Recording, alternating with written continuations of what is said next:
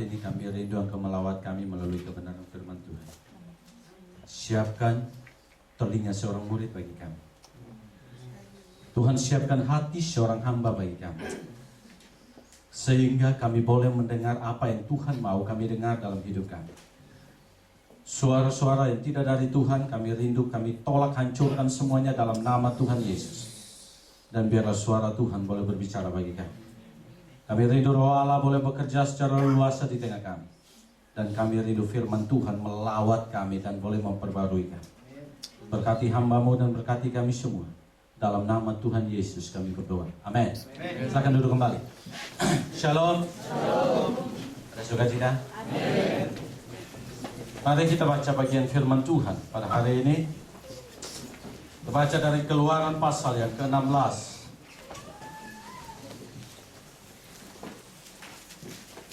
Keluaran pasal yang ke-16 ayat 1 sampai dengan ayat yang kedua.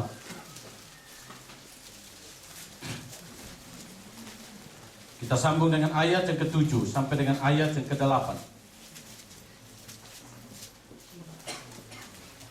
Dan juga ayat yang ke-9. Keluaran pasal yang ke-16 ayat 1 sampai dengan ayat yang kedua, ayat 7 sampai ayat yang ke-9. Mari kita baca sama-sama. Keluaran pasal yang ke-16 ayat 1 sampai ayat yang kedua, ayat yang ke-7 sampai ayat yang ke-9. 1, 2, 3. Setelah mereka berangkat dari Elim, dibalas segenap jemaah Israel di padang Gunung Sin, dan terletak di antara Elim dan Gunung Sinai, pada hari yang ke-15 bulan yang kedua, sejak mereka keluar dari tanah Mesir. Di padang gurun itu bersungguh-sungguhlah segenap jemaah Israel kepada Musa dan Harun. Kita loncat ayat yang ke-7. Dan besok pagi kamu melihat kemuliaan Tuhan, karena Ia telah mendengar sungut-sungutmu kepadanya. Sebab apalah kami ini, maka kamu bersungut-sungut kepada kami. Lagi kata Musa, jika memang Tuhan yang memberi kamu makan daging daripada waktu petang, dan makan roti sampai kenyang pada waktu pagi, karena Tuhan telah mendengar sungut-sungutmu yang kamu sungut-sungutkan kepadanya. Apalah kami ini, bukan kepada kami sungut-sungutmu, tetapi kepada Tuhan. Ayat 9. Kata Musa kepada Harun, katakanlah kepada segenap jemaah Israel, marilah dekat ke hadapan Tuhan, sebab Ia telah mendengar sungut-sungutmu. Saudaraku, bangsa Israel memiliki satu kebiasaan yang mungkin bagi mereka itu hanya merupakan satu kebiasaan, tetapi bagi Tuhan itu adalah satu dosa yang perlu dikikis di dalam hidup bangsa Israel. Apa itu? Apa menjadi kebiasaan? Apa itu menjadi dosa di hadapan Allah? Jawabannya hanya satu, yaitu sungut-sungut bangsa Israel di hadapan Tuhan. Tema hari ini yang saya angkat yaitu bersungut-sungut di hadapan Tuhan.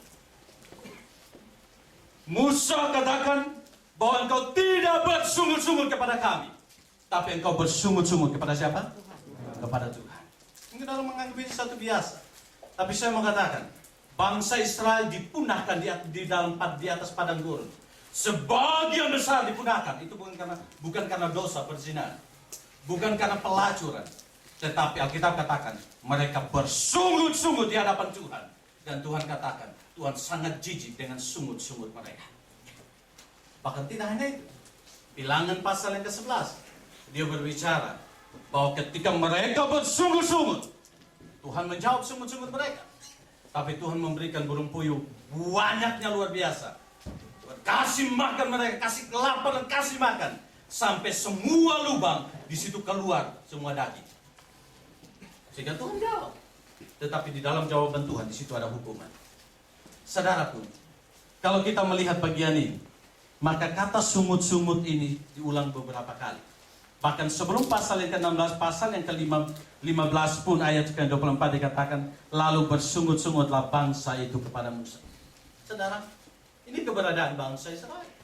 Padahal kita melihat bangsa Israel adalah umat pilihan Allah, bukan? Biji mata Allah. Bangsa yang dipilih oleh Allah. Bahkan Alkitab katakan, bangsa ini adalah bangsa yang berharga di mata Tuhan. Tetapi bangsa ini adalah bangsa yang sangat tegar tengkuk. Oleh karena salah satu kebiasaan sepanjang perjalanan 40 tahun, yaitu bangsa ini bersungut-sungut di hadapan Tuhan. Bahasa Inggris dia pakai istilah bersungut-sungut, komplain. Dia komplain sama Tuhan. Tapi saudara, pantaskah kita komplain sama Tuhan? Pantaskah bangsa Israel komplain sama Tuhan? Bersungut-sungut kepada Tuhan? Ingat, bangsa Israel sebelumnya mereka berteriak ketika mereka berada di tanah Mesir, kan? Mereka berteriak oleh karena tekanan yang mereka alami dari bangsa Mesir. Tetapi akhirnya Tuhan bawa mereka keluar daripada perbudakan itu. Kalau kita melihat pasal yang ke-16, sebenarnya mereka tidak pantas komplain atau sungut-sungut pada Tuhan. Karena sudah terlalu banyak mereka mengalami kebaikan daripada Tuhan. Bahkan pasal 15 sendiri ayat yang ke-22, mereka sudah mengalami kebaikan Tuhan. Tapi mereka masih sungut-sungut. Masalah sedikit sungut, masalah sedikit sungut, masalah sedikit apa? Sungut. Nah, mungkin orang merasa biasa akan bersungut-sungut, kan biasa. Tapi saudara, saya mau katakan, bersungut-sungut itu adalah sesuatu yang sangat menjijikkan hati Tuhan.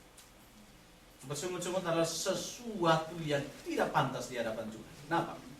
Poin yang pertama yang kita lihat, kenapa kita tidak boleh bersungut-sungut. Ayat yang ketiga, mari kita baca sama-sama. Pasal 16 ayat ketiga, 1, 2, 3. Dan berkata kepada mereka, kalau kami mati tadinya di tanah Mesir oleh tangan Tuhan, ketika kami duduk menghadapi wali berisi daging dan makan roti sampai kenyang. Sebab kamu membawa kami keluar ke padang gurun ini untuk membunuh seluruh jemaah ini dengan apa? Kelaparan. Ingat, ayat yang kedua dikatakan mereka bersungut-sungut. Kenapa mereka bersungut-sungut? Ayat ketiga dia katakan bahwa ada satu perbandingan yang mereka lakukan. Perbandingan apa? Kalau mereka di Mesir, mungkin mereka mati, tetapi mereka mati sambil duduk di satu kuali yang besar. Di situ isi daging dan isi makanan. Maka saya percaya kalau di Mesir terus, ini salah satunya bangsa Israel mati karena stroke. Apalagi daging itu daging sapi. Maka hati-hati pergi ke Cigoseng, makan itu ukur-ukur, begitu ya. Lama-lama ada yang telepon saya lagi, Pak Ayub datang, bibir saya sudah miring lagi. Langsung saya bawa ke Cigoseng lagi, makan. Gitu ya. Nah, di sini kita melihat ada satu perbandingan. Mereka berpikir bahwa Tuhan memimpin mereka ke padang gurun dengan mereka berada di Mesir. Mereka memilih lebih baik di Mesir daripada di padang gurun. Kenapa mereka melihat seperti itu? Oleh karena mereka melihat ada kesesakan yang mereka alami. Kesesakan apa? Di situ mereka lapar. Di padang gurun mereka lapar. Di padang gurun mereka haus. Dan mereka mulai memperbandingkan antara di padang gurun dan di Mesir. Kami boleh menderita, tetapi di depan kami banyak makanan. Dan itu lebih baik. Betul? Saya kadang dengan adanya kematian Soeharto ini, bukan saya kadang sedih. Saya memang sedih juga. Saya sedih kenapa? Saya sedih bukan karena kematian Soeharto. Memang Tuhan sudah panggil. Mau bagaimana, begitu kan? Tapi saya sedih oleh karena ketika saya membaca media massa. Jangan hanya lihat fotonya Soeharto. Baca media massa. Saya sangat sedih. Karena selama ini ternyata banyak orang bilang tidak suka sama Soeharto. Tapi kalau saudara baca semua media massa ketika